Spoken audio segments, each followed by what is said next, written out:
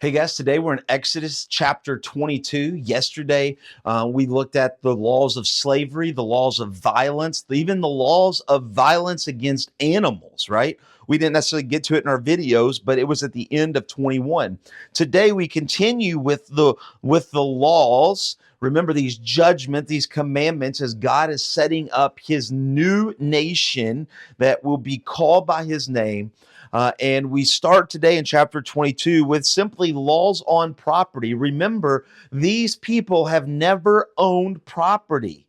They've been slaves their whole life. So as they're coming into all of this new stuff, right? They leave Egypt and Egypt gives them all of their animals and their gold and their silver and all these things. And now they're coming to a place and God knows he's going to take them to a land in which they will have their own land and their own houses. He has to establish the rule, right? The rule of the land, so they will be able to live peacefully, so that they will attract people to the presence of God. And so we open up in chapter 22 with the laws of property, right? And he says, if a man steals an ox, or a sheep and kills it and sells it, he will repay 5 oxen for an ox and 4 sheep for a sheep.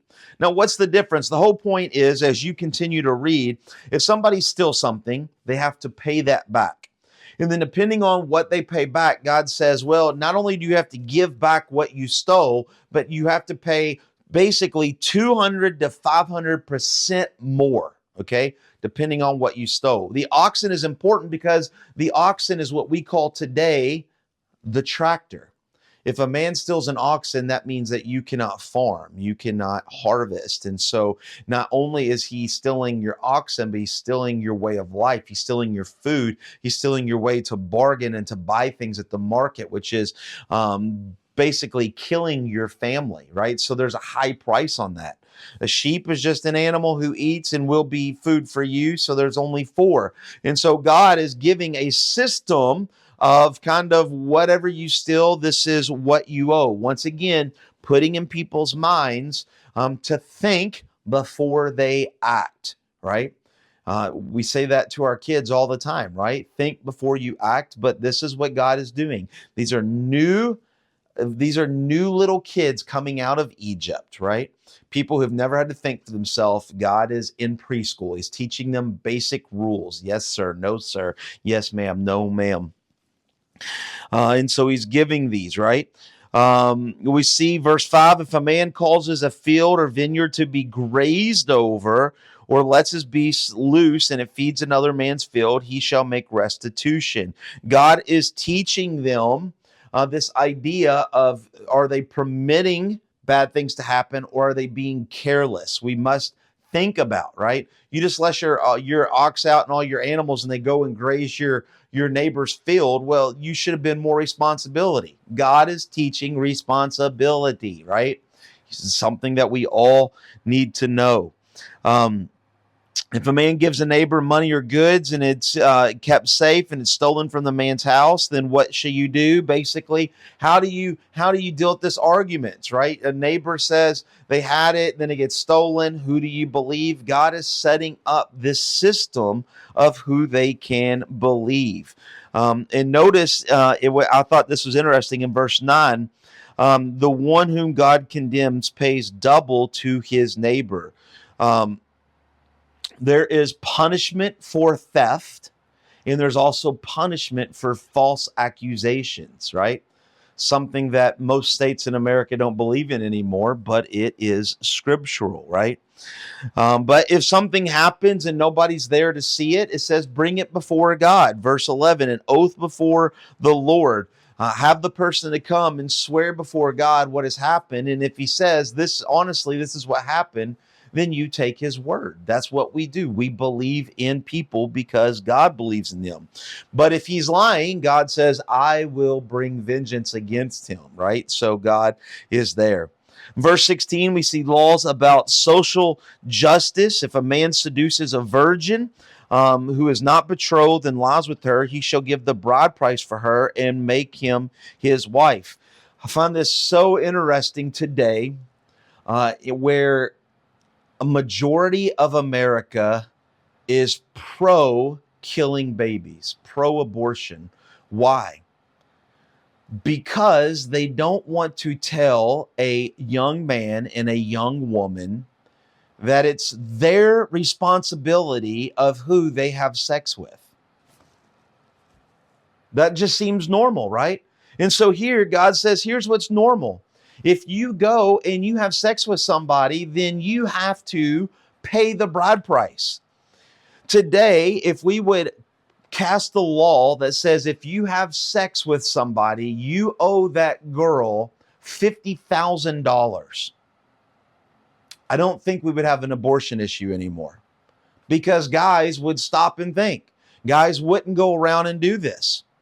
If we told girls that if you go and you openly sleep with the guy, not being seduced, not being raped, but if you go and openly sleep with the guy, then you owe the guy $50,000, we would not have an abortion issue. But today we say, do whatever it makes you feel good. And now we have an issue with hundreds of millions of young men and women that are getting pregnant, and they say, well, I was following what I wanted to do, so we'll just kill the baby.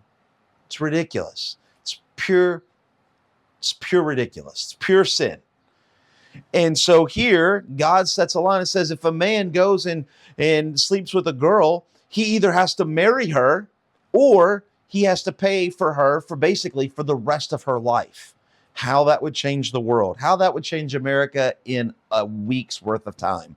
But anyways, I'm getting off my soapbox. I'm moving on. You shall not permit a sorceress to live. That a sorceress, a kalsoph, which means a whisperer, a witch, somebody who whispers spells. Do not permit them to live. Whoever lies with an animal, that we call that bestiality, someone who has sexual intercourse with animals. This was a common Canaanite practice. They deserve to die. Notice this, whoever sacrifices to any god other than the Lord alone shall be devoted to destruction. It was against the law for idol worship. It was strictly prohibited against God's law to worship idols. In a few chapters, we're going to see Israel worshiping an idol. Right? They forget about God's laws. Then we see laws of social responsibility. Notice verse 21. You shall not wrong a sojourner or oppress him, for you were a sojourner in the land of Egypt. Just like he did in slavery. Hey, remember you were slaves, so treat your slaves fairly. He says, remember you were a sojourner in Egypt. You didn't own anything, so treat sojourners in the land of Israel. Treat them fairly. Remember who you were and treat those accordingly. You shall not mistreat any widow or fatherless child. These are the weakest, most vulnerable people. And notice it says that if you do, God says, I will kill you with the sword. God will avenge those who prey on the weak. If you lend money, I love this. If you lend money to any of the people with you who is poor, notice that, who is poor, you shall not be like a money lender to them, and you shall not exact interest. See that word interest? We know interest, right? Credit cards, house, mortgage, car note. But the word interest in the Hebrew is the word nashek. Nashek. It means to bite, to bite somebody, to hurt them. It says, so if you're lending money to somebody who is uberly poor, don't put such a big interest on them that you are hurting them. You are biting them. You are literally ripping their flesh. Don't charge them interest. Loan them money, let them pay you back so they can get on their feet, because if people are not on their feet in a nation, it hurts the nation at whole. Think about America. Think about our homeless. Think about our drugs. Look at all these places, Atlanta, California, New York, right? Where we see this huge uprising of homeless. That affects the whole nation. When people are not on their feet, providing for the nation as a whole, they are taking from the nation. God knows that. And so God says, don't hurt those who are already down. Lift them up, allow them to work, allow them to raise, allow them to pay you back, but don't hurt them. Let them get on their feet so they can put in to the nation. Um, um, Verse 28, and you shall not revile God nor curse a ruler of your people.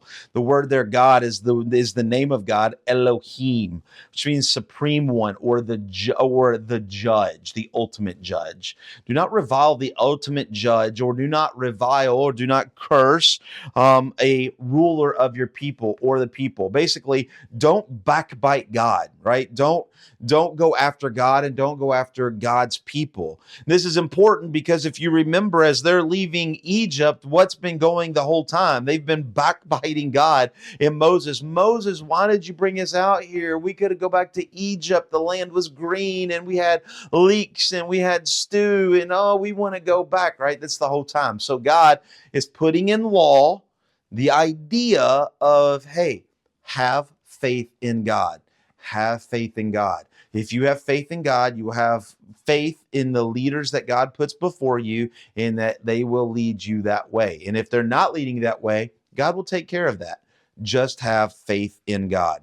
Hope that makes sense. As we're reading through these laws, God is making a new nation, right? He's teaching these even though they're adults, right? They're little children on how they can live together. Not only now in the desert, but more importantly, how they can live together when they become a full nation in the promised land, as we're reading on Sundays in the book of Joshua.